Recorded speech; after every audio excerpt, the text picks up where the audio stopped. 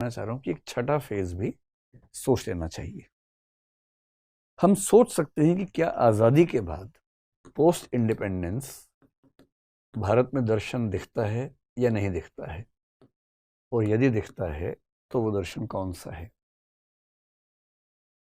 हम आजादी से एकदम पहले के दर्शनों में एक दर्शन अल्लामा इकबाल का दर्शन मान सकते हैं, क्योंकि इकबाल का दर्शन जो कि नियो वेदांत में तो नहीं आएगा, नियो हिंदुइज्म में तो नहीं आएगा, लेकिन एक यूनिवर्सलिस्टिक काइंड की फिलॉसफी है जो कि बहुत ही महत्वपूर्ण दर्शन है, पर वो आज़ादी से एकदम पहले का दर्शन है। आज़ादी के बाद के दर्शनों की बात करें तो उसमें 3-4 रास्ते निकलते हुए दिखते हैं। एक रास्ता दिखता है डॉक्टर अंबेडकर का। डॉक्टर अंबेडकर ने कई दर्शनों पर ठीक विचार विमर्श किया, काफी सोचा समझा। उन्हें हिंदू धर्म में जो जाति प्रथा थी वो खत्म नहीं होती हुई दिख रही थी। नव्य वेदांत से भी उतना प्रभाव नहीं पड़ा जितना वो सोचते थे कि पड़ जाना चाहिए। तो उन्होंने अंत में तय किया, उन्होंने पूरा मार्क्सवाद को पढ़ा, सारे धर्मों को पढ़ा, सबको खारिज कर दिया। पूंजीवाद को पढ़ा, उसको खारिज कर दिया।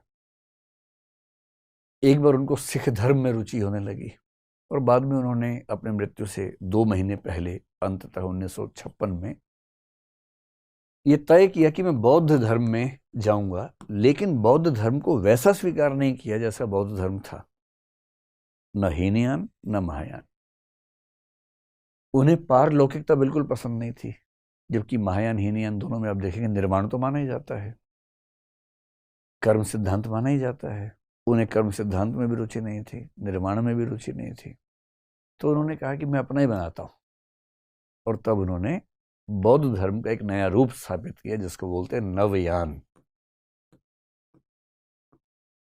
और इस पर किताबें लिखी और वो खुद इसमें शामिल हुए, उनके बहुत सारे समर्थक भी इसमें शामिल हुए, और तब से ये परंपरा, इसको नियो बुद्धिज्म भी कहते हैं।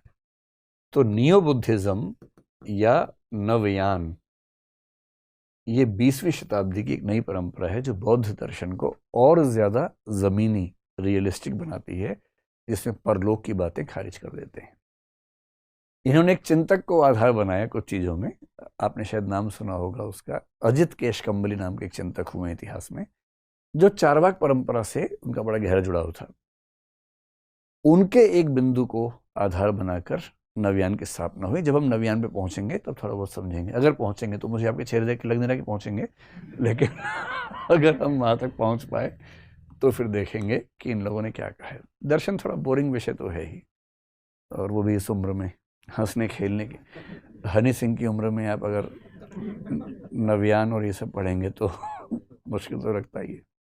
दर्शन की भाषा में कहें, चारवाक होने की उम्र में यदि जैन हो जाएंगे या हीनयानी बौद्ध हो जाएंगे तो कैसे जीवन कटेगा, थोड़ा मुश्किल तो है ही। डॉक्टर अंबेडकर के अलावा एक दूसरा रास्ता आपने शायद नाम सुना होगा, जे कृष्णमूर्ति। बहुत ही प्रखर दार्शनिक हुए हैं जे कृष्णमूर्ति। आपने उनका नाम सुना है, एनी बेसेंट का? आपको ये जान के बड़ा आश्चर्य होगा, हो सकता है पहले से पता ही, फिर आश्चर्य क्यों होगा, लेकिन अगर ना पता हो तो आश्चर्य होगा कि ये एनी बेसेंट के दत्तक पुत्र थे। एनी बेसेंट इनको गोद लिया हुआ था। एनी बेसेंट किस सोसाइटी से थी? थियोसॉफिकल सोसाइटी से। थियोसॉफी एक मूवमेंट था इंग्लैंड का और कुछ और देशों का, जिसमें भारत में भी चल रहा था। उनकी धारणाएं थी, बहुत अच्छी अच्छी कल्पनाएं उनके मन में थी। उनको एक दिन एक बच्चा मिल गया प्रखर सा, फिर वो उसको पढ़ाने लगी, सिखाने लगी, उनके ग्रुप के लोग पढ़ाने लगे। फिर घर में डिस्प्यूट होने लगी तो लीगली उस बच्चे को गोद ले लिया। फिर उस बच्चे के पेरेंट्स और इनके बीच में झगड़े भी हुए, लेकिन अंततः इन्हीं की कस्टडी में वो रहा। ये प्रखर बच्चा बड़ा होकर जिद्दू कृष्णमूर्ति के नाम से प्रसिद्ध हुआ, और अमेरिका में ज़्यादा इनका समय भी गुजरा। इंस्टीट्यूशनल जो धर्म है पुराने, उन सबको खारिज करके एक नया दर्शन दिया जो काफ़ी प्रसिद्ध है। दक्षिण भारत में विशेष रूप से इनकी प्रसिद्धि ज़्यादा रही। इन दो के अलावा अगर मैं ये कहूँ कि थोड़ा सा हमें लोकप्रिय दर्शन को भी लेके चलना चाहिए, तो इस आधुनिक काल में जो व्यक्ति अपने तर्कों के स्तर पर पूरी भारतीय परंपरा में एक विशेष स्थान रखता है, जिससे टकराना बहुत ही मुश्किल काम है, इनके बारे में कहते हैं कि इनके सामने जाओ तो चुपचाप आ जाओ वापस। अगर आपने 2-4 सवाल पूछ लिए तो लहूलुहान होकर लौटोगे, क्योंकि जितना इस आदमी ने पढ़ लिया था ना, मजाक नहीं है। और जिस उपनिषद पे बात करो, गीता पे बात करो, अष्टावक्र गीता पर बात करो, कबीर पे बात करो, किसी कवि पे बात कर लो, ताओ धर्म है, चाइना में चलता है, लाओ त्से उसके संस्थापक हैं, उन पर भी किताब लिख दी पूरी की पूरी। जितना अध्ययन रजनीश नाम के व्यक्ति ने किया, फिलोसफी में रुचि थी, प्रोफेसर हुए जबलपुर के कॉलेज महाकौशल में, बाद में नौकरी को लात मार के पूरी तरह से दार्शनिक हो गए। और एक दौर था कि जब अमेरिका में एक शहर का नाम था रजनीशपुरम, जिसके वो संस्थापक थे। बाद में कुछ कानूनी चीज़ें हुई, वापस भारत आए। जनता पार्टी की सरकार जब मोरारजी प्रधानमंत्री थे, उनसे टकराहट काफ़ी रही इनकी। फिर पुणे में इन्होंने अपना एक आश्रम बना लिया फाइनली, लंबे समय के स्ट्रगल के बाद, और फिर उनकी मृत्यु हुई। ओशो की सबसे अच्छी बात है कि वो दुनिया के हर प्रश्न पर विचार करते हैं, धर्म, अध्यात्म, दर्शन को बहुत सारी रूढ़ियों से बाहर निकालते हैं, और उनके तर्क ऐसे हैं कि उन तर्क से लड़ना आसान काम नहीं है। बेहद तार्किक व्यक्ति हैं। और मेडिटेशन की बहुत परंपराएं भारत में हैं। इन्होंने एक नई परंपरा शुरू की, डायनामिक मेडिटेशन, जिसका सरल भाषा में मतलब है नृत्य करते हुए भी आप ध्यान कर सकते हैं। ध्यान करने के लिए कुंडली मार के बैठना और उसके बाद ऐसे करके, ये ज़रूरी नहीं है, वो भी तरीका है, लेकिन ध्यान तो नृत्य करते हुए भी हो सकता है।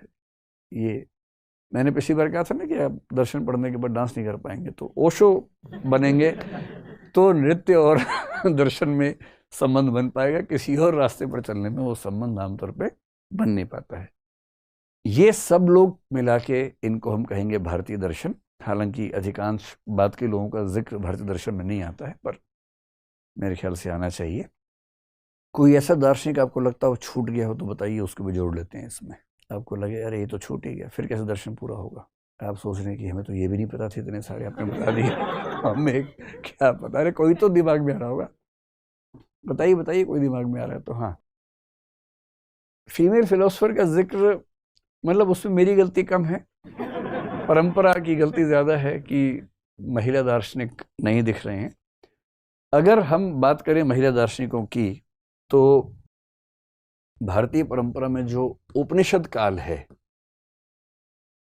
वहाँ हमें कुछ दार्शनिक महिलाएं, विदुषी महिलाएं नजर आती हैं। और आपने इनमें से 3-4 का नाम सुना होगा। जैसे एक आपने नाम लोपामुद्रा का सुना होगा। लोपामुद्रा वो हैं जो अगस्त्य ऋषि की पत्नी हैं, और इनका ठीक ठाक मतलब उपनिषद में जिक्र आता है। आपने मैत्रेयी का नाम सुना होगा। मैत्रेयी का जिक्र आता है बृहदारण्यक उपनिषद में। ये याज्ञवल्क्य ऋषि की पत्नी थी और विदुषी थी, और इनके बीच के डिस्कशंस के माध्यम से जो बृहदारण्यक उपनिषद है उसमें डेवलपमेंट दिखाई पड़ती हैं।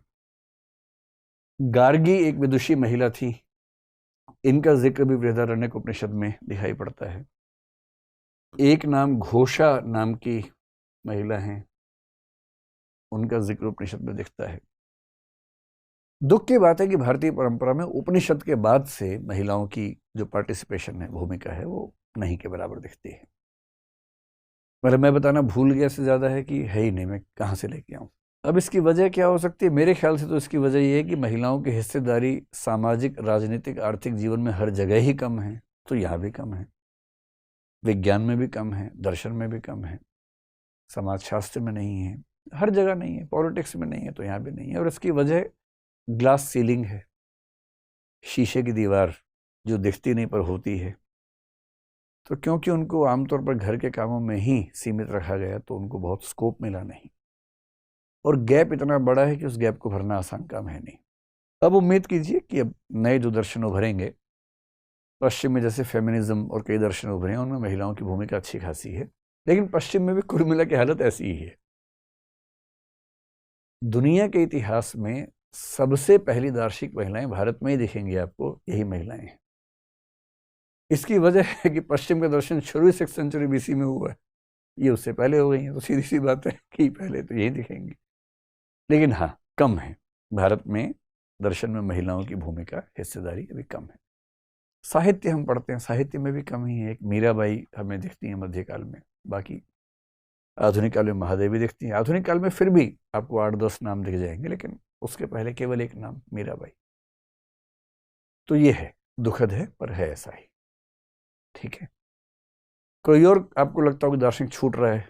जी सर, जैसे आर्य समाज के जो संस्थापक हैं, हाँ, उन्होंने एक स्लोगन दिया कि वेदों की ओर लौटो। हाँ, तो उस समय पे तो चल रहा था कि नियो वेदांत का चल रहा था, तो उन्होंने मतलब वेदों की ओर लौटो, इसको हम कैसे रिलेट कर सकते हैं कि नेशनलिज्म और इक्वालिटी पे? नेशनलिज्म उनके यहाँ है।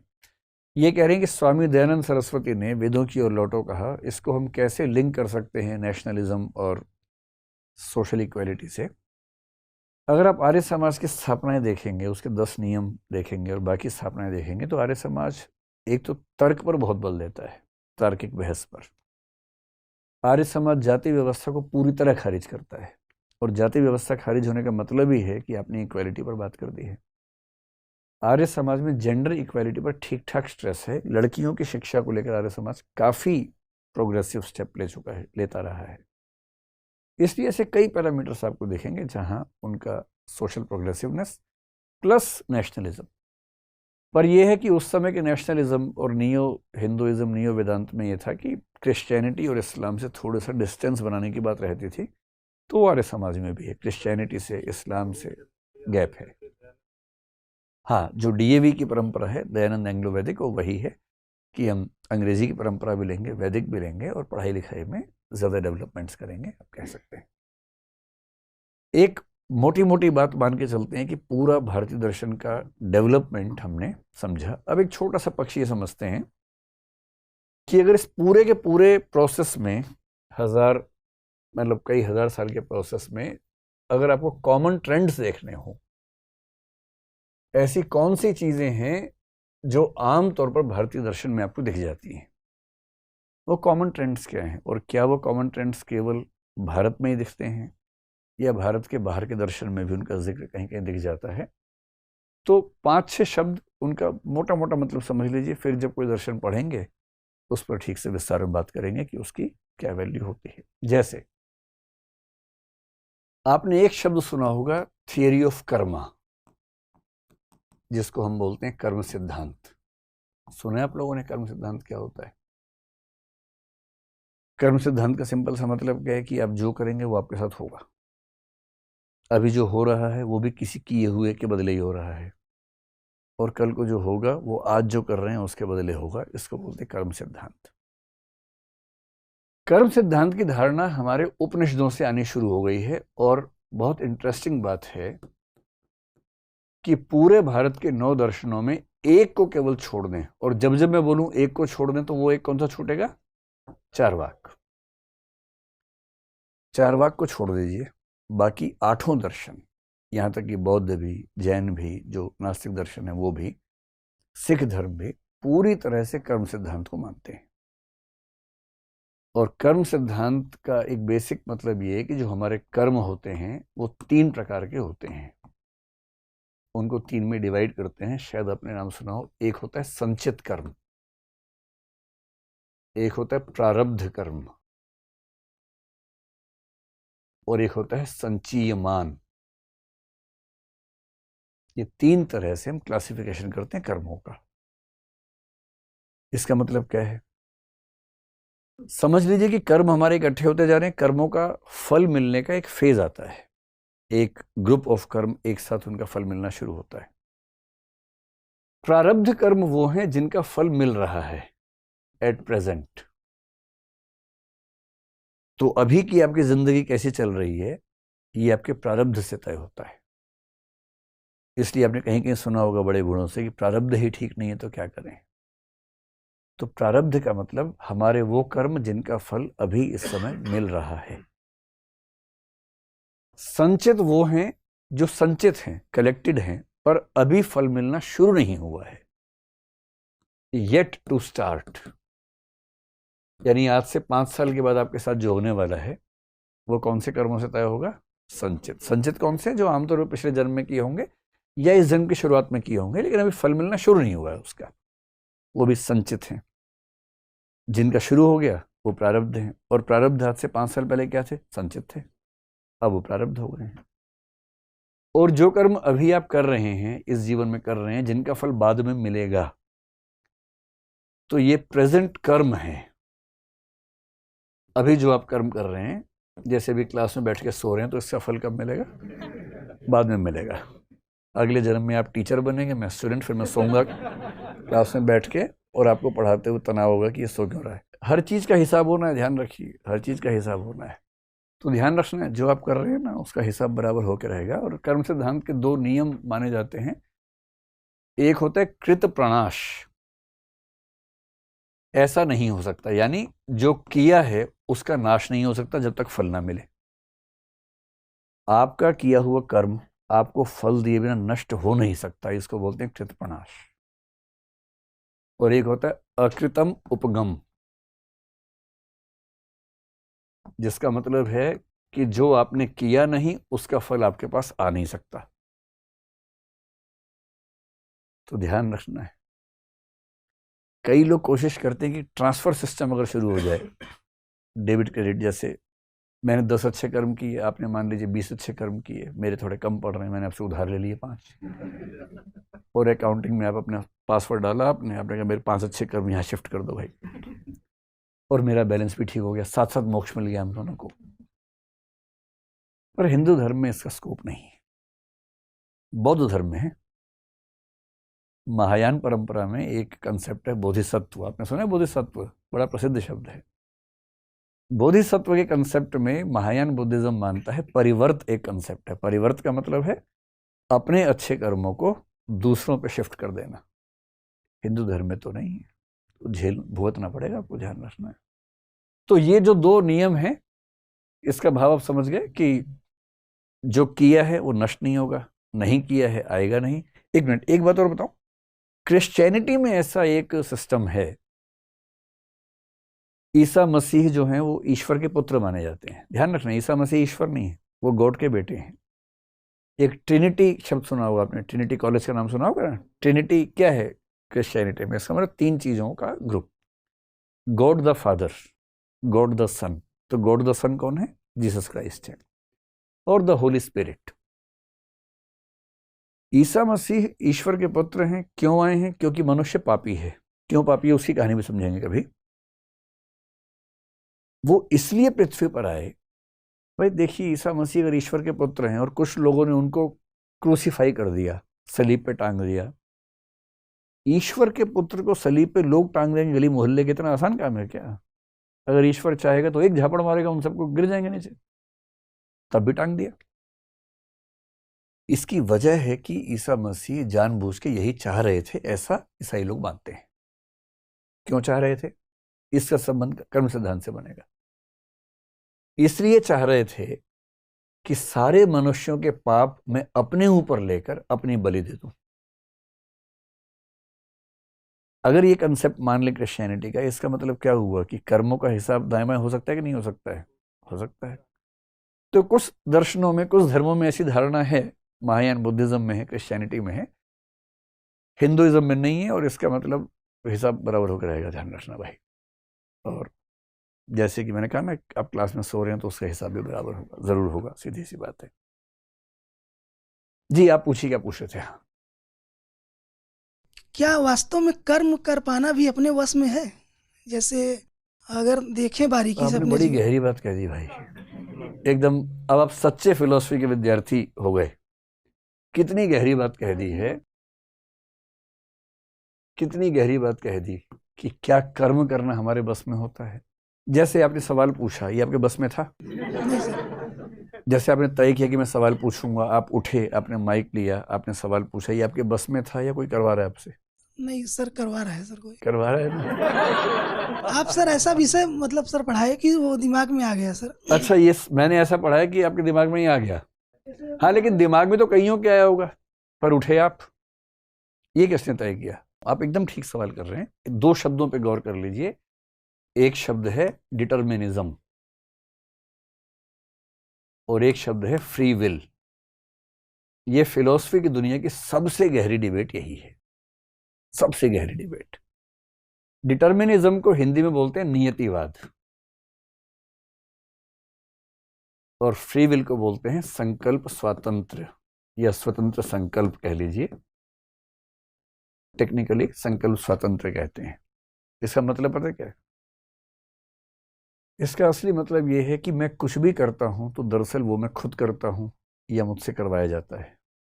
जैसे मैंने आपसे कहा था कि एक संभावना है कि ये दुनिया एक वीडियो गेम हो और कोई पीछे से खेल रहा हो हमारे साथ। अगर कोई पीछे से खेल रहा है तो हम जो कुछ भी कर रहे हैं हम नहीं कर रहे, वो हो रहा है।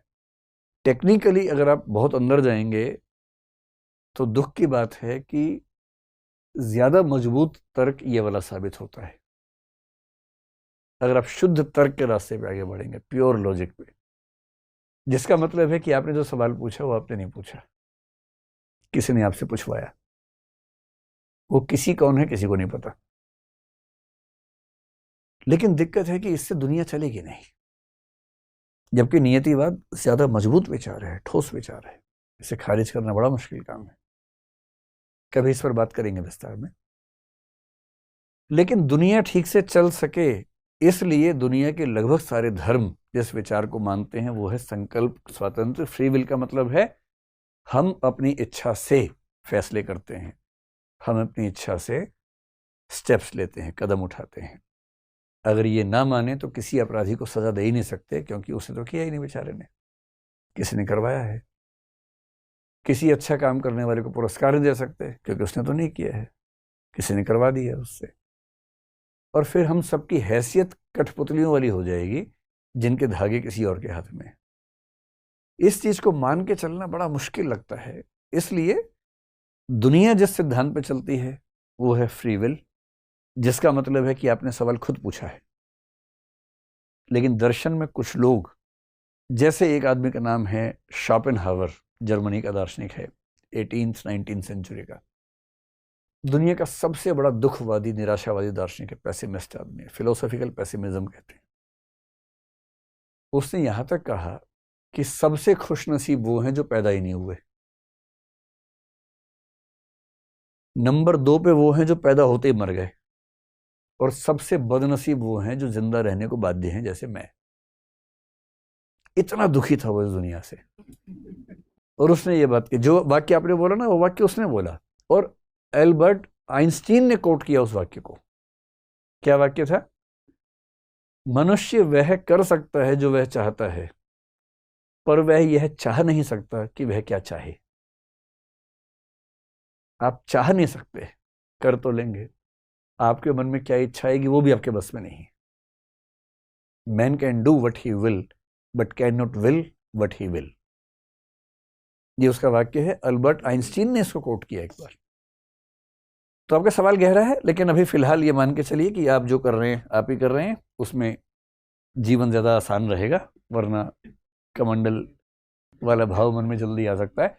तो पहली बात हुई कर्म सिद्धांत। हाँ, नमस्कार सर, नमस्कार। मेरा नाम श्यामवीर है। विशेषतः भारतीय दर्शन परंपरा से मैं पूछना चाहता हूँ कि नास्तिकों के लिए त्रय दर्शन आ गया, चारवाक, जैनिज्म, बौद्धिज्म। आस्तिकों के लिए षट दर्शन आ गया। कुछ लोग ऐसे भी हैं समाज में, जैसे मैं हूँ खुद, मैं अपने आप को उदासीन मानता हूँ। मैं दोनों ही कैटेगरीज से बिलोंग नहीं कर पा रहा हूँ, रिलेट नहीं कर पा रहा हूँ। एक सर्टेन एज के बाद जब आर्गूमेंटेटिव बिहेवियर डेवलप हुआ तो मैं स्लाइटली उदासीनता की तरफ चला गया, एग्नोस्टिक बन गया। क्या भारतीय दर्शन परंपरा में मेरे जैसे लोगों के लिए कुछ कहा गया है? अज्ञेयवाद नाम से या एग्नोस्टिसिज्म नाम से ऐसा दर्शन तो नजर नहीं आता, लेकिन उपनिषदों में ऐसे कुछ कथन आते हैं जिससे लगता है कि एग्नोस्टिसिज्म भी माना जा सकता है। अगले सेशन में हम लोग चारवाक को पढ़ेंगे। चारवाक पढ़ते हुए मैं 5-6 परंपराओं का जिक्र करूंगा, जिसमें से एक परंपरा उदासीनता का जिक्र करती है। थोड़ा सा है, बहुत ज्यादा नहीं है, लेकिन हाँ एक हल्का फुल्का ट्रेंड दिखता है। नहीं तो बनाइए ना, अगली क्लास में आपका नाम भी बोल देंगे। सर, लेकिन जब मैं बौद्धिज्म का थोड़ा बहुत पढ़ रहा था तो उसमें जो 10 अव्यक्ता नहीं आते हैं, वहाँ जब एक प्रश्न पूछा जाता है ईश्वर है कि नहीं, या आत्मा के बारे में, हाँ, तो वो जब कह रहे हैं कि बौद्ध मैं बता नहीं पाऊंगा और अब बताऊंगा तो आप समझ नहीं पाएंगे, तो वहाँ मुझे थोड़ी सी उदासीनता इस तरह का कुछ समझ में आता है। उसमें ना दूसरे वाला कथन ज्यादा महत्वपूर्ण जो आपने बोला। बुद्ध ने प्रश्नों का जवाब नहीं दिया, उन्हें अव्याकृत कहते हैं, अव्याक्तानी भी कहते हैं। अव्याक्तानी या अव्याकृत का मतलब ये नहीं है कि बुद्ध को उनका उत्तर नहीं पता। इसका मतलब है कि उनका उत्तर व्याकरण की भाषा में, ग्रामर की लैंग्वेज में बयान नहीं किया जा सकता। तो वहां नॉलेज का क्राइसिस नहीं है, एक्सप्रेशन का क्राइसिस है कि उनको कहा नहीं जा सकता। क्यों नहीं कहा जा सकता, इसका जवाब बुद्धिज्म पढ़ते हुए मिलेगा। इसका जवाब नागार्जुन ने माध्यमिक शून्यवाद में बड़े अच्छे तरीके से दिया है। चतुष्कोटि न्याय एक शब्द है, उसके आधार पर इसकी व्याख्या होती है। तो वो अज्ञेयवाद की तरफ संकेत नहीं है, एग्नोस्टिसिज्म की तरफ, वो तो एक्सप्रेशन ना हो पाने का संकेत ज्यादा है। ठीक है, आप लोग तो ठीक ठाक फिलोसफी टाइप के लोग लग रहे हैं, ऐसे इतने खतरनाक सवाल पूछ रहे हैं। मुझे बताया गया था कि बहुत मासूम लोग आए हुए हैं, लेकिन धारणा गलत साबित हो रही है। चलिए, कर्म सिद्धांत के बाद 3-4 चीजें और हैं, फिर सवाल पूछ लीजिएगा। कर्म सिद्धांत को जब मान लिया तो भारतीय परंपरा के लिए, उपनिषदों के लिए बहुत जरूरी हो गया कि हम आत्मा को माने, क्योंकि कर्म सिद्धांत का मतलब यह है कि फल मिलेगा जरूर। अब सवाल है कि फल दें किसको। मान लीजिए कि एक आदमी एक्स ने वाई को जोर से थप्पड़ मारा और जब तक इसको हिसाब मिलता इसकी मृत्यु हो गई, बिना हिसाब मिले मर गया। अब अगर बिना हिसाब के कोई मर जाएगा तो हिसाब तो करना है ना भाई। कर्म सिद्धांत का मतलब है कि हिसाब होके रहेगा, सीधी सी बात है। और कई लोग ऐसे हैं जो पहले मर जाते हैं, खूब पाप किए, मौज कर रहे हैं जिंदगी में, और जब तक दंड मिलता, जेल जाते, उससे पहले मर गए, और मरे भी शान से एकदम। अब बाकी लोगों को शक होने लगता है कि अगर ऐसा है तो हम भी ऐसा कर लेते हैं फिर तो ये जरूरी है कि हिसाब इसका भी हो। तो हिसाब हो, इसके लिए एक धारणा पे सहमति बनी भारतीय दर्शन में। 9 में से 7 दर्शन आत्मा को मानते हैं, 2 नहीं मानते हैं। वो 2 कौन है? एक तो हमेशा चार्वाक, ध्यान रखिए, वो हमेशा असहमत रहता है, और दूसरा दर्शन है बौद्ध। बुद्ध ने आत्मा को नहीं माना। बुद्ध ने पुनर्जन्म को माना है, मोक्ष को माना है, आत्मा को नहीं माना है। ये बहुत ही मतलब अलग किस्म की धारणा है, बौद्ध दर्शन में मिलती है। तो आत्मा को लेके भी धारणाएं सबकी अलग अलग, लेकिन मोटी मोटी धारणा समान है कि इस शरीर, भौतिक शरीर के अंदर एक ऐसी चीज है जो चेतन है, जो आत्मा है। चारवाकों ने उसके बिना ही काम चला लिया। कैसे चलाया, चारवाक पढ़ते हुए समझेंगे, बहुत ही मजेदार बात उन्होंने बताई। बुद्ध ने कहा कि आत्मा नाम की वस्तु नहीं है, चेतना अपने आप एक प्रवाह में रहती है, स्ट्रीम ऑफ कॉन्शियसनेस है, उससे ही काम चल जाता है। बहुत इंटरेस्टिंग बात है कि न्याय, वैशेषिक और मीमांसा मानते हैं कि आत्मा मूल रूप से कॉन्शियस नहीं है, वो कॉन्शियस हो जाती है एक समय के बाद। तो आत्मा की धारणा को लेकर मतैक्य नहीं है, सहमति नहीं है, उससे बहुत अंतर है सब लोगों में। लेकिन एक मोटी मोटी बात भारतीय दर्शन मानी जाती है कि आत्मा है, और ये आत्मा अमर है, ये आत्मा नित्य है, मरती नहीं है। और इस आत्मा की धारणा सबसे स्पष्ट रूप में जिस पुस्तक में आती है वो कौन सी है? गीता है। पिछली बार भी जिक्र किया था, नैनम छिंदन्ति शस्त्राणि नैनम दहति पावकः न चैनम क्लेदयन्त्यापो न शोषयति मारुतः। आत्मा नित्य है, अजर अमर है, इटर्नल है, परमानेंट है। न उसे शस्त्र काट सकते हैं, न उसे पानी गला सकता है, न उसे हवा सुखा सकती है। सबसे स्पष्ट शब्दों में आत्मा का जिक्र वहां आया है। तो आत्मा को लेकर एक विश्वास भारतीय परंपरा में सामान्य रूप से दिखता है। जब जब आत्मा की बात करेंगे आप उस बात को ध्यान रखिएगा कि आत्मा है। अगर मैं भारत के बाहर बात करूं तो दुनिया के जितने धर्म हैं वो सारे धर्म किसी न किसी रूप में आत्मा को मानते हैं। जैसे इस्लाम में रूह कह देते हैं, यहूदी भी आत्मा को मानते हैं, क्रिश्चियंस भी आत्मा को मानते हैं, वो सॉल कह देते हैं। लेकिन धारणाओं में थोड़ा बहुत अंतर रहता है, और भारत में आत्मा का विचार थोड़ा सा अलग किस्म का माना जाता है। भारत में आत्मा अमर होना नित्य है। सेमिटिक धर्मों में, सेमिटिक यानी यहूदी, ईसाईयत, इस्लाम, इनमें आत्मा नित्य नहीं है। नित्य नहीं है का मतलब क्या हुआ? एक कंसेप्ट समझते हैं। इन 3 धर्मों को ईश्वरवादी धर्म कहते हैं, थीस्टिक रिलीजन्स कहते हैं। ईश्वरवाद का मतलब ये नहीं होता कि मैं ईश्वर को मानता हूं, एक टेक्निकल वर्ड है। ईश्वरवाद का मतलब है जिस धर्म में या जिस दर्शन में ईश्वर एब्सोल्युटली पावरफुल है, सारी पावर्स उसके पास है। ईश्वर इन 3 धर्मों में इतना पावरफुल है कि वो आत्मा को भी नष्ट कर सकता है। जो लोग गंदा काम करते हैं उनको क्या मिलता है? नरक मिलता है, दोजख मिलता है, हेल मिलता है। और नरक या दोजख में ऐसा हो सकता है कि जो ईश्वर है खुदा है, अल्लाह है, गॉड है, जाहवे है, जाहवे मतलब यहूदियों का ईश्वर, वो बुरी आत्माओं को नष्ट भी कर सकता है। पर भारतीय परंपरा में आत्मा नित्य है, अमर है, जिसका मतलब है कि आत्मा को नष्ट किया ही नहीं जा सकता है। तो आत्मा यहाँ भी है, वहाँ भी है, अमर यहाँ भी है, पर वहाँ अमरत्व नहीं है। वहाँ जो स्वर्ग में है, जन्नत में है, वो अमर है, लेकिन जो जहन्नुम में है, दोजख में है, नरक में है, उनको नष्ट किया जा सकता है, ऐसी धारणा उन धर्मों में आती है। अब आत्मा के बाद एक तीसरा कंसेप्ट आया, पुनर्जन्म, और ये भारत के दर्शन में लगभग सब लोग मानते हैं, सब मानते हैं, एक को छोड़ के। वो एक कौन होगा? चार्वाक। All except Charvaka. चार्वाक कहता है कि इस दुनिया के परे कुछ है ही नहीं, सब बेकार की बातें हैं, ना आत्मा है, ना ईश्वर है, ना पुनर्जन्म होता है, ना कर्म सिद्धांत काम करता, सब बेकार की बातें हैं, मौज करो, मस्त रहो। पीतवा पीतवा पुनः पीतवा यावत पतति भूतले। पियो पियो और पियो, तब तक पियो जब तक कि जमीन पर गिर ना जाओ। ये उसका सबसे मूल वाक्य है, पीतवा पीतवा पुनः पीतवा यावत पतति भूतले। अब समझ में आ रहा होगा, पीतवा पीतवा पुनः पीतवा यावत, जब तक, पतति गिर पड़ो, भूतले जमीन पर। वो मस्त मोरल लोग हैं, पूरे कोई मतलब नहीं, उनका वही सिद्धांत 4 बज गए हैं, लेकिन पार्ट यही बाकी है। बाकी सारे मानते हैं कि पुनर्जन्म होता है, सिख धर्म भी मानता है, जैन भी, बौद्ध भी, हिंदू भी, इन सब की धारणा है कि पुनर्जन्म होता है। पुनर्जन्म कैसे होता है? तो जो मानते हैं आत्मा है तो आत्मा से होता है।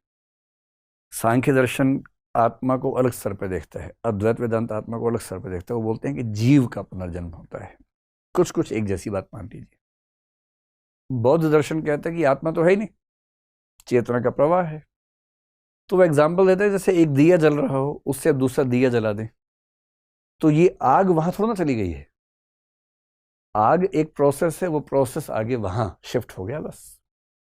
तो चेतना का एक प्रवाह है जो एक शरीर में चल रहा था और वो दूसरे शरीर से कनेक्ट हो गया। इससे हम पुनर्जन्म की व्याख्या करेंगे, उनका तरीका ये है व्याख्या करने का। लेकिन ये सब मानते हैं पुनर्जन्म होता है, और पुनर्जन्म के आधार पर ही स्पष्ट करते हैं। अगर आप गरीब घर में हुए तो कर्म ऐसे रहे होंगे, कर्म सिद्धांत से लिंक है, इसका आत्मा से लिंक है। अमीर घर में हुए तो कर्म ऐसे रहे होंगे। यहाँ तक कि जाति व्यवस्था, लिंग व्यवस्था को भी इससे जस्टिफाई किया जाता है। और इसलिए कुछ लोग बड़ा आरोप लगाते हैं कि कर्म सिद्धांत सामाजिक परिवर्तनों को रोकता है, और जो जिस दशा में है उसको उसी में रहने को मजबूर करता है, भाग्यवाद का समर्थक है, आदि आदि आरोप लगाते हैं। कोई बच्चा जन्म से विकलांग हो और हम ये कहें कि भाई तुम्हारे पिछले जन्म के कर्म खराब थे, तो सुन के अजीब सा लगता है। लेकिन ये भी है कि व्याख्या हो जाती है, मन थोड़ा निश्चिंत हो जाता है कि चलो कम से कम आइडिया तो हुआ कि क्यों ऐसा हुआ। तो अच्छा है, बुरा है, जैसा भी है, लेकिन कर्म सिद्धांत पर विश्वास भारतीय परंपरा में जो लिंक होता है, किससे होता है? पुनर्जन्म से होता है। पुनर्जन्म की बात बाकी धर्मों में, दर्शनों में नहीं के बराबर दिखती है, लेकिन एक शब्द है रिसरेक्शन। यहां कौन सा शब्द है? रीबर्थ है। रीबर्थ के लिए एक शब्द और चलता है, री इनकारनेशन। ये भी पुनर्जन्म ही है। एक शब्द चलता है मेटम साइकोसिस, ये भी पुनर्जन्म ही है। लेकिन रिसरेक्शन थोड़ा सा अलग हो जाता है। आपको आश्चर्य होगा कि पश्चिम में एक दार्शनिक हुआ जिसको आपने मैथ्स में पढ़ा होगा, पाइथागोरस। पाइथागोरस पुनर्जन्म का समर्थक था, बहुत बड़ा दावा करता था कि पुनर्जन्म होता है। प्लेटो और सोक्रेटिस ने, सुकरात ने पुनर्जन्म के समर्थन में कुछ कुछ एग्जाम्पल्स कोट किए हैं, कुछ कुछ बातें कही हैं। पाइथागोरस तो बड़ा समर्थक था। क्रिश्चियनिटी समर्थन नहीं करती है, और ये सब लोग क्रिश्चियनिटी से पहले के हैं, ये ईसा पूर्व के हैं ना, तो क्रिश्चियनिटी तो ईसा के बाद हुई। ईसा पश्चात में एक व्यक्ति हुआ ब्रूनो नाम का, जी ब्रूनो, इटली में था। ये साइंटिस्ट भी था, मैथमेटिशियन भी था, फिलोसोफर भी था, और उसने खूब मिस्टिकल एक्सपीरियंस लिए। प्रोटेस्टेंट जब धर्म शुरू हुआ उसमें कैल्विनिज्म था, ये कैल्विनिज्म को मानता था, और इसने दावा कर दिया कि भाई पहली बात तो ये कि जो पृथ्वी है, संसार है, ये ईश्वर ही है। क्रिश्चियनिटी इस बात को नहीं स्वीकार करती। फिर इसने कहा कि रीबर्थ भी होता है, क्रिश्चियनिटी इसको भी स्वीकार नहीं करती है। फिर इसने कहा कि ये जो पृथ्वी है, अकेली पृथ्वी नहीं है, सूर्य अकेला नहीं है, ऐसे बहुत सारे और भी तारे हैं और हर तारा एक सूर्य है। इससे भी क्रिश्चियनिटी को दिक्कत थी। और इन सब बातों को सुन के इसको 7 साल जेल में डाला गया। जेल से निकला, फिर पूछा अब दिमाग ठीक हुआ कि नहीं हुआ। इसने कहा विचार मेरे तब भी सही थे, आज भी सही हैं, आपके ही गलत हैं। और तब 1600 ईस्वी में इसको रोम में चौराहे पे खड़ा करके जिंदा जला दिया गया। तो फ्रीडम ऑफ स्पीच जिसको बोलते हैं, फ्री स्पीच के लिए जो लोग शहीद हुए, सुकरात हुए जैसे ये हुए, इनका बड़ा सम्मान है उस परंपरा में। और इनका दावत है कि पुनर्जन्म होता है, रीबर्थ होता है। आजकल साइंस में कुछ लोग दावा करने लगे हैं कि रीबर्थ होता है। अगर आप साइंस में देखना चाहें तो साइकोलॉजी, साइकेट्री में एक ब्रांच है पैरासाइकोलॉजी, कभी इस पर विस्तार में समझेंगे। एक नाम कभी देखिएगा, प्रोफेसर इयान स्टीवेंसन नाम के आदमी हुए, वर्जीनिया विश्वविद्यालय में 40 साल तक रिसर्च करते रहे, 12 किताबें लिखी, जिनमें से एक किताब का नाम क्या है, 20 केसेस सजेस्टिव ऑफ री इनकारनेशन।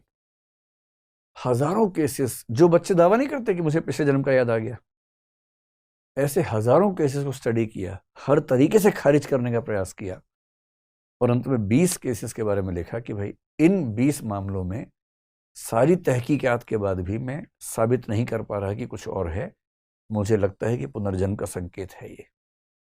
20 केसेस सजेस्टिव ऑफ री इनकारनेशन, जिससे सजेशन मिलता है कि री इनकारनेशन होता होगा, पुनर्जन्म होता होगा। बाद में इनको और मजा आने लगा, फिर एक और किताब लिखी। अब इन्होंने एक स्टडी की कि जो बच्चे विकलांग पैदा होते हैं या शरीर पे जो निशान होते हैं अलग अलग, क्या जन्म की विकलांगता और शरीर के निशानों का संबंध पुनर्जन्म से है। और तब एक किताब लिखी, where reincarnation and biology intersect.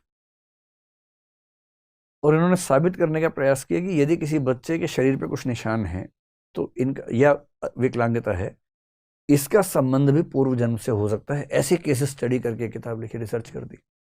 और भी कई लोगों ने किया। कुछ लोग हिप्नोटिक तरीके से पास्ट रिग्रेशन में ले जाते हैं, हिप्नोसिस में, और साबित करते हैं। तो खूब डिबेट चल रही है, साबित कुछ भी नहीं हुआ, लेकिन डिबेट इस पर अच्छी खासी है। और इस बात की पर्याप्त संभावना है कि पुनर्जन्म एक वास्तविकता हो।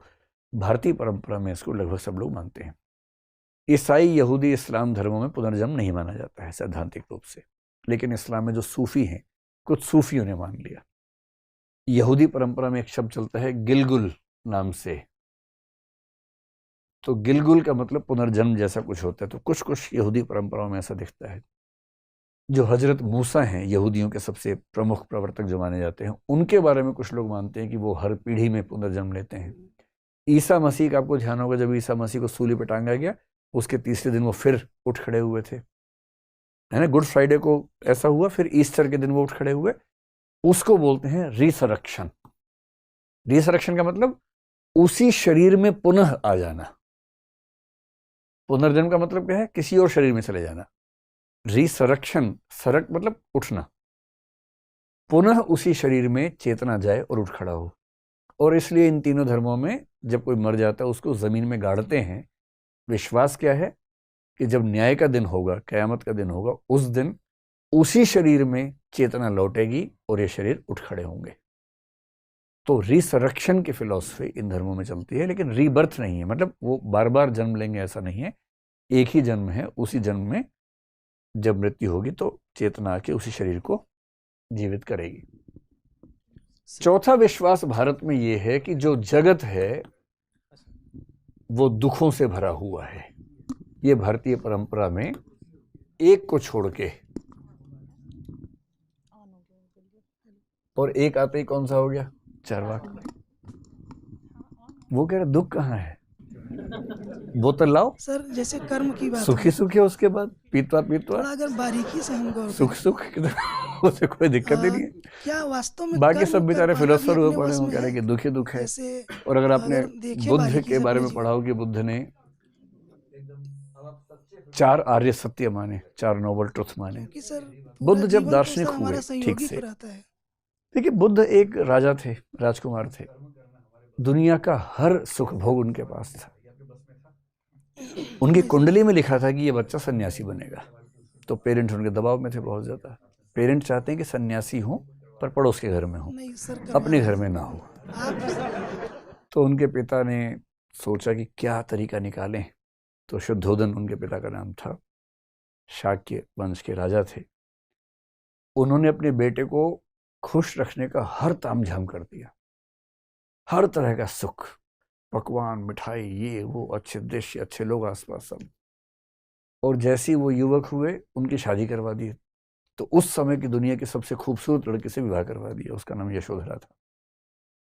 ये सोच के कि ये बंधा रहेगा, सन्यासी नहीं बनेगा। बाद में बुद्ध को रियलाइज हुआ एक समय के बाद, वो 4 दृश्य देखने के बाद, जो हम कहते हैं ना कि एक मुर्दा देख लिया, एक बीमार देख लिया, एक भिखारी देख लिया, एक बूढ़ा देख लिया, वो लग गया कुछ है नहीं दुनिया में। और तब ये जो 25 से 30 के बीच की उम्र ना बड़ी घातक मानी गई है। इसी उम्र में लोग सन्यासी होते हैं पहली बार। तो वो 28 की उम्र में सन्यासी हुए और 28 या 29 की उम्र में सन्यासी हुए। तब तक बेटा हो चुका था राहुल नाम का, वहां से चुपचाप चले गए। इस पर मैथिली शरणगुप्त ने एक बड़ी अच्छी किताब लिखी है, यशोधरा। इस दिन उसकी कहानी सुनाएंगे आपको, एक नए पर्सपेक्टिव से लिखी है। तो जब बुद्ध उस रास्ते पर चले, बुद्ध ने फिर तपस्या की, और जब उनको रियलाइजेशन हुआ, जिसको हम बोलते हैं ज्ञान प्राप्त करना, जो बोधि वृक्ष के नीचे गया में हुआ, तब उन्होंने 4 आर्य सत्य बताए। मतलब बताया कि इस पूरे संसार में 4 सत्य हैं। और जो पहला सत्य बताया वो क्या है? सर्वम दुखम। सब कुछ दुखमय है, everything is full of suffering. ये पहला सच बताया। ये सुन के बाकी लोगों को कैसा लगता होगा कि अरे यार बर्बाद हो गया सब कुछ, सर्वम दुखम।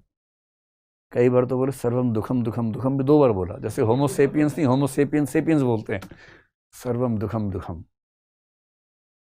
तो कैसे चार्वाक ने पूछा उनसे कि क्या दुखमय है, शाम को आओ, इसमें क्या सर्वम दुखम दुखम है? भाई दुनिया में सुख भी तो है, सिर्फ दुख छोड़ना है।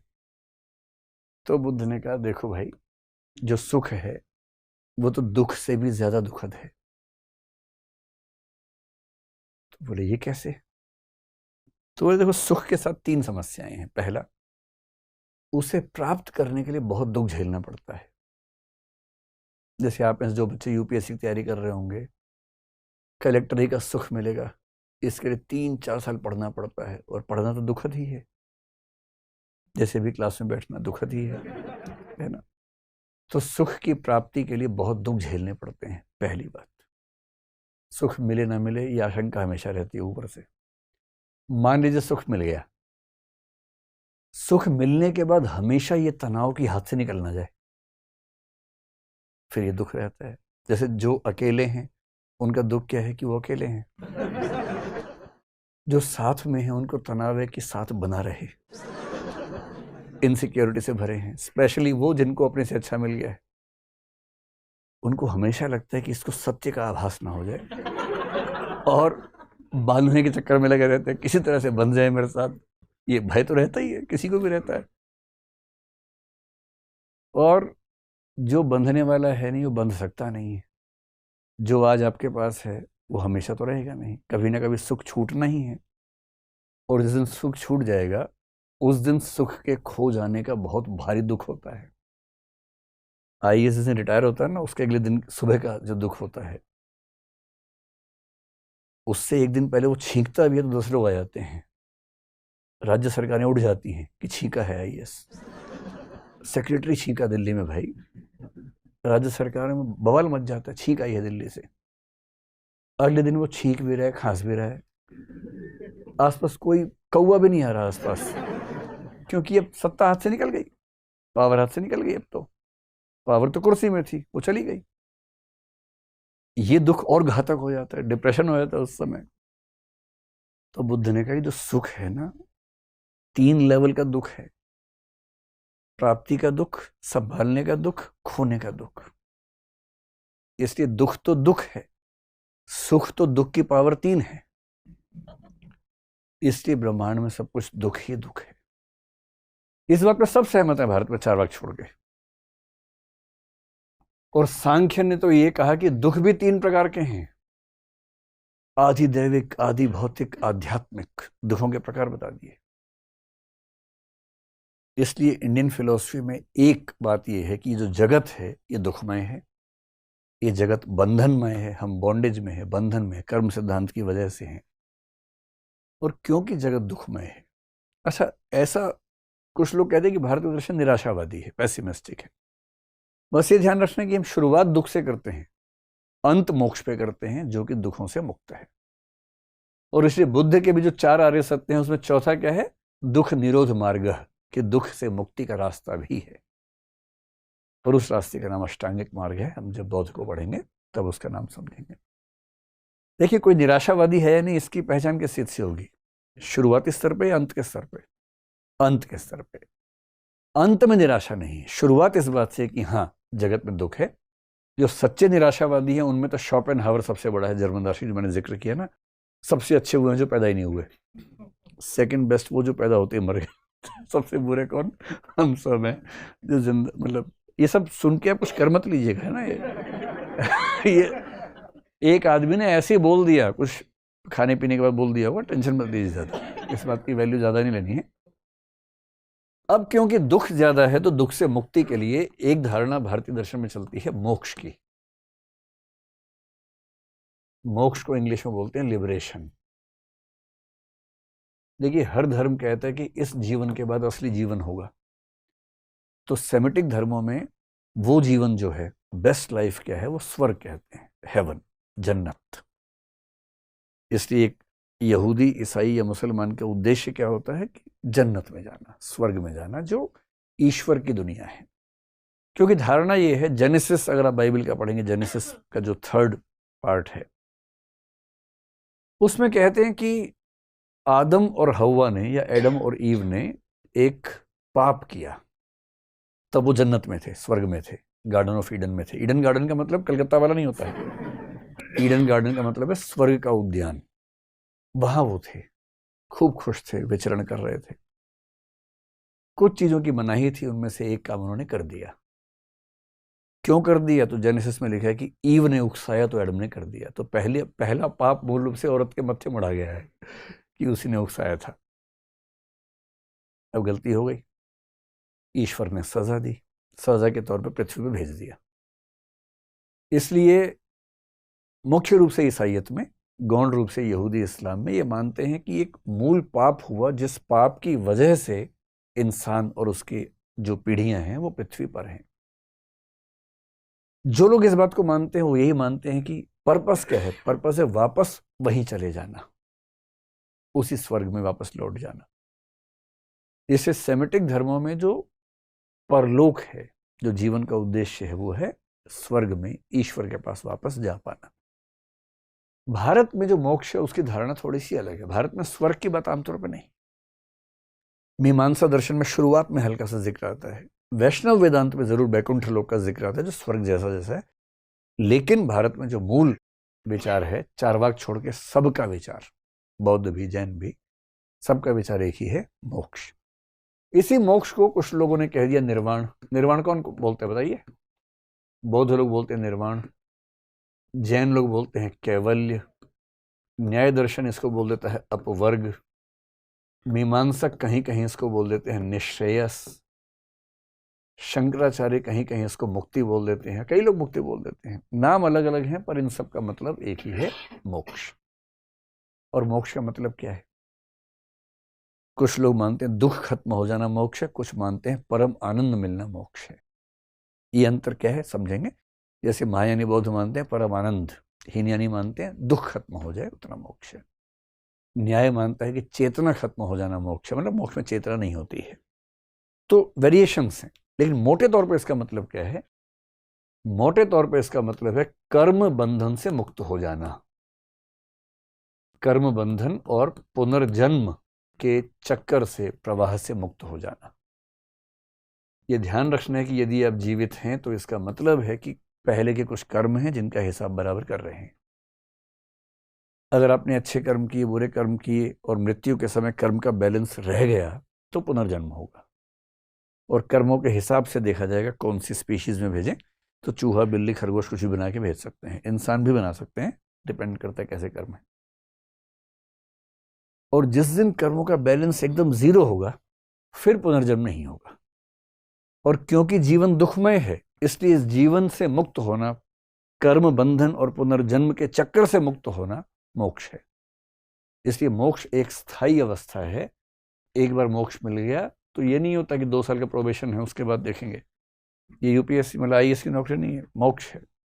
इसको भी लोग मोक्ष कहते हैं वैसे कई बार, ये असली वाला मोक्ष है। इसमें प्रोबेशन नहीं है, ट्रेनिंग नहीं है। मोक्ष मतलब मुक्ति, मामला खत्म।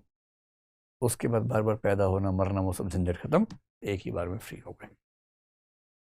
ये 5वीं धारणा है जो भारतीय दर्शन में सामान्यतः दिखती है। एक धारणा केवल ये मान लें कि भारतीय दर्शन सामान्यतः मानता है कि जगत सत्य है। इस पे चारवाक भी खुश है कि हाँ, ये सही बात कही आपने, ये सही बात कही आपने, जगत सत्य है। भारत में केवल 3 संप्रदाय हैं जो मानते हैं कि जगत सत्य नहीं है। उनमें से एक का नाम है अद्वैत वेदांत। और महायानी बुद्धिज्म में 2 संप्रदाय आते हैं। एक को बोलते हैं माध्यमिक शून्यवाद, ये वही है जो नागार्जुन नाम के व्यक्ति हुए उनका है। और एक है जिसका नाम है योगाचार विज्ञानवाद,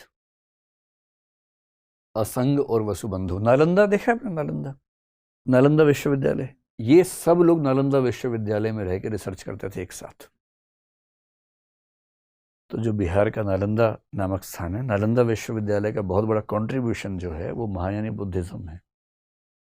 नागार्जुन वहाँ के प्रिंसिपल हुआ करते थे, असंग वसुबंधु वहाँ प्रोफेसर हुआ करते थे, एक ज़माने में एक साथ रहते थे। मैं जब नालंदा देखने गया पहली बार तो वहाँ मैंने इन सब का नाम पढ़ा, मैं तो घबरा गया कि ये सब यहाँ बैठते थे एक साथ। तो इन सब लोगों ने मिलकर ये माना कि ये जगत सत्य नहीं है, ये जगत प्रतीत होता है, फिनोमिना है। फिनोमिना का मतलब जो प्रतीत हो रहा है, रियलिटी नहीं है। बाकी सब मानते हैं कि जगत भाई सत्य है। और आमतौर पे आपने एक शब्द सुना होगा 5 महाभूत, सुना है? 5 महाभूत। कभी ऐसा लगा आपको कि आपके लिए कह रहा है कोई कि 5 महाभूत हैं उनमें से एक? ऐसा तो नहीं। भूत का मतलब भौतिक पदार्थ से, मेटीरियल से बोलते हैं। तो चारवाक कहते हैं ना 5 नहीं होते, 4 होते हैं। बाकी लोग मानते हैं 5 होते हैं। क्षिति, जल, पावक, गगन, समीरा। क्षिति यानी क्या? मिट्टी, पृथ्वी। जल यानी पानी। पावक मतलब आग। गगन मतलब आसमान, आकाश। समीर मतलब हवा। ये 5 महाभूत हैं। चारवाक बोलते हैं आकाश नहीं है, बाकी 4 ठीक हैं। आकाश तो हमें दिखता ही नहीं ऐसे, तो जो दिखेगा नहीं मानेंगे नहीं उसका। तो उनका तो ये कंसेप्ट है, जो दिखता नहीं हम उसको नहीं मानेंगे, बात खत्म। तो कुछ लोग मानते हैं 4 महाभूत, कुछ लोग मानते हैं 5 महाभूत। सांख्य दर्शन ने इसके लिए 3 शब्दों का प्रयोग किया। आपने सुना होगा सत्व, रजस, तमस, कि सत्व, रजस और तमस इन तीनों से मिलकर बनती है प्रकृति। और प्रकृति जो है वही प्रकृति जगत के रूप में व्यक्त हो जाती है। हम सब के अंदर तीनों गुण हैं। जो व्यक्ति बहुत शांत, धीर, गंभीर हो, पढ़ने लिखने में रुचि रखता हो, उसमें सत्व गुण ज्यादा है तीनों। जो हमेशा एनर्जी में रहता ना, हमेशा परेशान है, ये कर दूं वो कर दूं, टाइम टाइम टाइम टाइम करता रहता है, जो चाहता है लाल बत्ती वाली गाड़ी मुझे मिल जाए, मैं यहाँ उतरूँ, सब सलाम ठोकें, फिर मैं वहाँ जाऊँ, मैं वहाँ आग लगा दूँ, ये कर दूँ। अगर आपके अंदर ये बहुत ज़्यादा है तो आप रजस गुण से भरे हुए हैं, राजसिक प्रवृत्ति के हैं। और जो हमेशा सोते रहते हैं, उठे, खाया, फिर सो गए। हमारा एक दोस्त था, उसके बारे में हम कहते थे कि संजय जी जब सोते सोते थक जाते हैं तो सो जाते हैं। सोते सोते थक गए, अब थक गए तो क्या करेंगे? सो जाएंगे। ऐसे लोगों को बोलते तमस प्रकृति का, तामसिक प्रकृति का। भारी भरकम खाना, खूब भारी खाना और सो जाना। हल्का खाना, पढ़ना लिखना, गंभीर बातें करना, विनम्र रहना, सत्व गुण। हमेशा गति में रहना, धूम-धाम करते रहना, रजस गुण है। और सोए रहना हमेशा, वो तमस गुण है। इन गुणों के मिलने से प्रकृति बनती है और प्रकृति से ही ये संसार बना हुआ है। लेकिन मोटी बात है कि जगत को हमारे यहाँ सत्य माना गया है। अंतिम बात यह है कि भारत में धर्म और दर्शन के बीच में आमतौर पर सहयोग का संबंध है, विरोध का संबंध नहीं है। अब देखिए जो 9 दर्शन है, एक को छोड़ दीजिए बस, चारवाक को। जैन दर्शन जैन धर्म, बौद्ध दर्शन बौद्ध धर्म, षट दर्शन हिंदू धर्म, सनातन धर्म, हर दर्शन किसी धर्म से लिंक्ड है। आगे चल के सिख दर्शन सिख धर्म। तो भारत में दर्शन और धर्म में बहुत गैप नहीं है, क्योंकि दोनों का पर्पस अंततः क्या है? दोनों का पर्पस अंततः दुखों को दूर करना है। एकेडमिक फिलॉसफी नहीं है ये व्यवहारवादी दर्शन है, अप्लाइड फिलॉसफी है। जीवन के दुखों को दूर करने वाला मामला ज्यादा है। जबकि पश्चिम में आप देखेंगे तो पश्चिम में धर्म और दर्शन में उतना साम्य नहीं दिखता है। यहूदी धर्म में, इस्लाम धर्म में आप देखेंगे दर्शन जो है वो आमतौर पे धर्म से निकलता है। लेकिन जो मॉडर्न वेस्टर्न फिलॉसफी है विशेष रूप से, या ग्रीक फिलॉसफी है, वहां धर्म और दर्शन का गैप बहुत ज्यादा है। इसलिए सुकरात की हत्या किसने की? धर्म के लोगों ने की, क्योंकि वो धर्म की धारणा को खारिज कर रहे थे। ब्रूनो की हत्या किसने की? धर्म के लोगों ने की, क्योंकि धर्म से बहुत दूरी हो गई थी। कुछ लोग ऐसे हैं वहां भी, जैसे संत ऑगस्टाइन का नाम सुना होगा, संत थॉमस एक्वाइनस का सुना होगा, संत एंसेल्म का सुना होगा। ये 2-3 लोग ऐसे हैं जो ईसाई धर्म के बड़े विचारक हुए और दर्शन में भी उनका बड़ा सम्मान है। लेकिन आमतौर पर वहाँ एकेडमिक फिलॉसफी अलग है, रिलीजन अलग है, और हमारी परंपरा में धर्म और दर्शन आमतौर पर साथ साथ चलते हैं, हाथ मिला के चलते हैं। ये एक मोटा मोटा इंट्रोडक्शन था इंडियन फिलॉसफी का। मुझे उम्मीद है कि आप लोग बहुत बोर नहीं हुए होंगे, थोड़ा तो हुए होंगे। खत्म होने के बाद से आपकी बत्ती सी खिल गई है, मैं समझ रहा हूँ। उसके पहले तो बुझे बुझे थे, अब लग रहा है कि आप दंत मंजन का विज्ञापन कर रहे हैं। इसका मतलब है कि खत्म होने से खुशी हुई है। कोई सवाल है तो पूछिए, वरना इसको विराम देते हैं। सर, मेरा नाम तबस्सुम है जी। मेरा ये सवाल है कि कुछ सिद्धांतों से समाज में भेदभाव और कट्टरता का भी भाव आया। जैसे कुछ लोगों ने विरोध किया तो उनको मार दिया गया, या फिर हम कर्म के सिद्धांत की अगर बात करें, जैसे कोढ़ की बीमारी हो जाती है तो समाज के लोग मान लेते हैं कि कर्मों का फल मिल रहा है। तो क्या ये संभव है? देखिए, जिस चीज का लिंक वहां से है ना, उसके बारे में किसी को नहीं पता कि सच है कि झूठ है। किसी को कोढ़ की बीमारी हुई, क्या उसके कर्मों का फल था? ना कोई साबित कर सकता है, ना कोई खारिज कर सकता है। ये तो आस्था अनास्था का प्रश्न है। अगर आप मुझसे पूछें तो मैं ये कहूंगा कि हर चीज की व्याख्या कर्म सिद्धांत से करना मुश्किल है। जैसे महात्मा गांधी ने ऐसा किया एक बार। 1934 में जनवरी महीने में बिहार में एक भूकंप आया, हजारों लोग मरे उस भूकंप में। और महात्मा गांधी ने क्या कहा? हरिजन पत्रिका में एक लेख लिखा, उसमें क्या कहा कि ये भूकंप सवर्ण हिंदुओं द्वारा अस्पृश्यता किए जाने का कर्म फल है। अब उन्होंने अच्छी नीयत से बात कही होगी, क्योंकि वो चाह रहे थे कि हिंदू समाज को समझाएं कि अस्पृश्यता बुरी चीज है। तो लोगों ने इसका मजाक बनाया। उन्होंने बाद में फिर से लिखा कि मैंने सोच समझ के लिखा है, मजाक में नहीं लिखा है। पर इस पर कई सवाल उठते हैं। कर्म सिद्धांत कहता है कि जो आप कर्म करेंगे फल आपको ही मिलेगा, किसी और को नहीं मिल सकता। मरने वालों में तो ऐसे लोग भी थे जो अवर्ण थे। अगर ये केवल अस्पृश्यता करने वालों के कर्मों का फल था तो वो क्यों मरे जो अस्पृश्य थे? जब तार्किक सवाल सोचेंगे तो आप पाएंगे कि बहुत सारी व्याख्याएं लागू नहीं हो पाती। मेरी निजी राय ये है कि हम हर दुर्घटना की व्याख्या कर्म सिद्धांत से ना करें, वरना एक दिक्कत ये आती है कि हमें समाज की हर बुरी चीज को भी जस्टिफाई करना पड़ेगा, और उससे फिर समाज का संचालन थोड़ा सा मुश्किल होगा। तो कर्म सिद्धांत एक मोटा मोटा सिद्धांत है जो ये कहता है कि हम गलत कर्म करेंगे तो फल जरूर मिलेगा, पर हर चीज पर एकदम मक्खी पे मक्खी बैठा के उसको लागू करने में संकट ज्यादा होगा, इसलिए उससे बचना चाहिए। बचेंगे तो बेहतर रहेगा। नमस्ते सर, मेरा नाम हेमंत है। सर, मैं ये पूछना चाहता हूँ कि सृष्टि की रचना हुई और हम हर दिन अच्छे हो रहे हैं या बुरे हो रहे हैं, होते जा रहे हैं, पर हमको जाना कहाँ है? ये सृष्टि कहाँ तक जाना चाहती है? यार, तुमने बड़ा खतरनाक सवाल पूछ लिया भाई। कह रहे हैं कि सृष्टि की शुरुआत से अब तक हम अच्छे हुए या बुरे हुए, और जाना कहाँ है? किसी को नहीं पता भाई। बुरी हुई कि अच्छी हुई, मेरे ख्याल से कई बिंदु हैं जो साबित करते हैं कि अच्छी हुई। हम लोग प्राचीन काल की तुलना में ज्यादा सभ्य हैं, ज्यादा समृद्ध हैं, तकनीक हमारे पक्ष में है। समता मूलक समाज पहले की तुलना में ज्यादा है। आज महिलाओं को अधिकार मिलने शुरू हुए, पहली बार एनिमल राइट्स की बात होनी शुरू हुई, तो कई चीज़ें ऐसी हैं, और मानवाधिकार की बात आजकल हर जगह होती है। कई ऐसी चीज़ें हैं जो साबित करती हैं कि आज की दुनिया पहले की दुनिया से बेहतर है। लेकिन परमाणु युद्ध का खतरा भी आज ही है, केमिकल वेपन्स भी आज ही हो रहे हैं, पॉल्यूशन, प्रकृति के साथ छेड़खानी जितनी आज है उतनी कभी नहीं हुई। होमो सेपियंस ने बाकी स्पीशीज का जो जीवन मुश्किल कर दिया है उतना कभी नहीं हुआ था। तो जितने हम बेहतर हुए हैं उतने ही हम कुत्सित भी हुए हैं। दोनों बातें सही हैं। और जाना कहाँ है, ये एक प्रश्न अपने आप में है कि क्या इस दुनिया का कोई भी प्रयोजन है। और दर्शन बटा हुआ है, कुछ लोग मानते हैं प्रयोजन है, कुछ मानते हैं कुछ प्रयोजन नहीं है। दुर्घटना से हम पैदा होते हैं, दुर्घटना से हम मरते हैं, इतना ही जीवन है। कुछ लोग ऐसा मानते हैं, पर ऐसा मानने से निराशा आती है, वैराग्य आता है। तो ऐसा मानिए मत।